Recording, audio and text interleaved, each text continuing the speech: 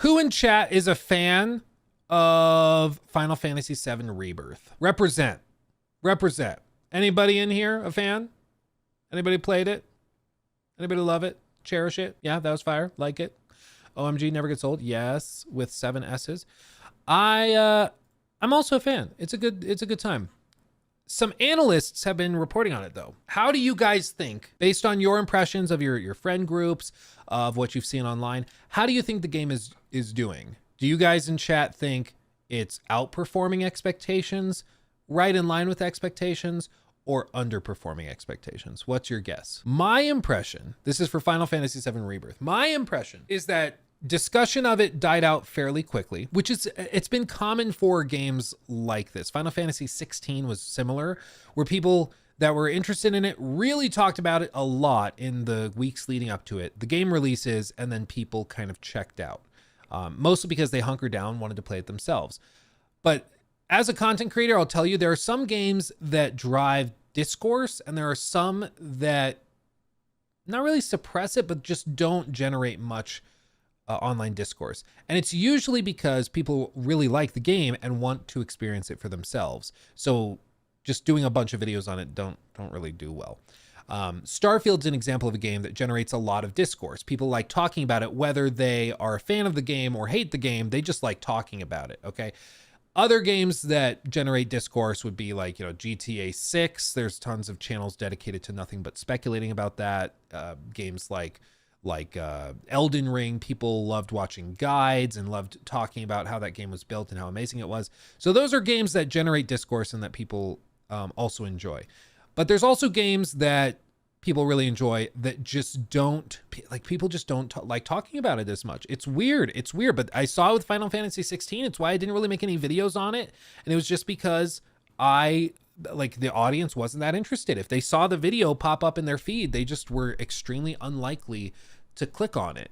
About a quarter of the likelihood of clicking on it compared to other video or other games that we could have talked about. And it seems like that's usually a reflection of a very hardcore and very devoted group of fans that are playing the game day one and are kind of going into a media blackout with it, but it doesn't have a lot of more casual gamers that are as interested in it. And that's reflected with some of these analyst statements.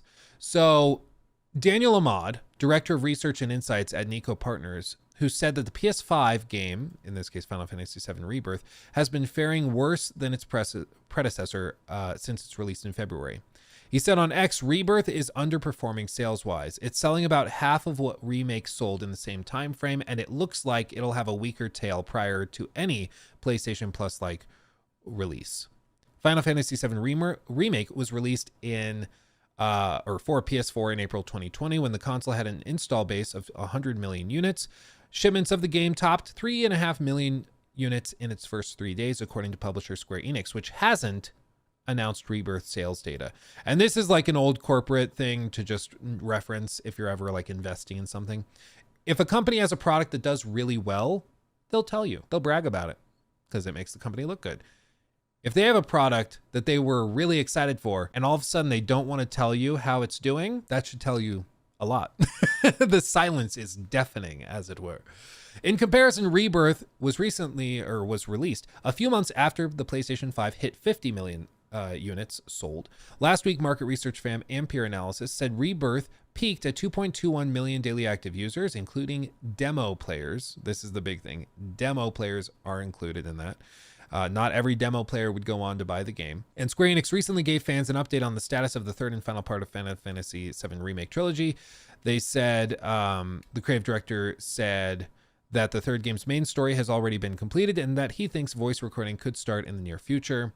They also said they want to get it out within like 3 years as well. But basically, they're just reporting that it's a great game, but people just don't seem to be as compelled as the remake from a few years back. And I think there could be a few reasons for it. I mean, there's nothing that's been like totally confirmed. Square Enix hasn't released exact numbers or anything, so we don't know for a fact exactly how the game is doing. But research firms have a lot of money riding on being right with these things, and they don't tend to just make things up. Neither does Daniel Ahmad, who tends to be right about the stuff he reports.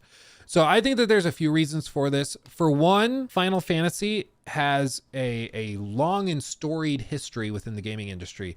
But after speaking to a lot of, my friends, it is anecdotal, I'll grant you that, hearing comments from people in chat discussing this, I think that there's a barrier to entry where people understand that this is a storied franchise and they are not overly familiar with it, so they just choose to not jump into that deep, deep ocean.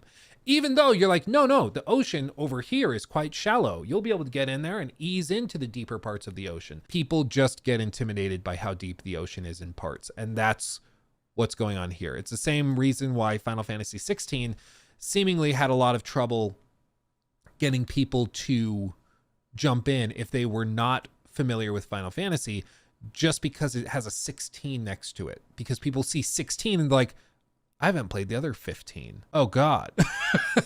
How am I going to get into 16? And you can tell them, well, no. You can play 16 without playing any other game in the franchise and have a great time. Same with Final Fantasy 7 Remake. You can play that without having played any of the others, and it's a great time. But there will inevitably be people that don't hear that explanation or aren't convinced by it and just choose to not bother, especially in a time like now where games are very expensive and there's economic instability. People don't want to just make a $70 bet that they might like something, right? You could say the same thing about Resident Evil. Absolutely you could.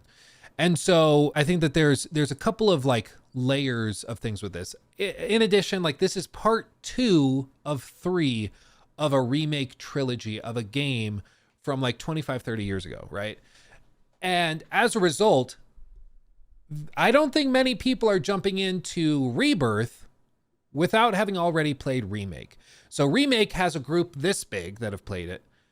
Rebirth, I think, is going to be smaller than that, basically by necessity, because while they do have a story explanation and like as previously seen in last episode, they have like a recap thing, but I still think most people, if they're going to play Rebirth, they've already played Remake.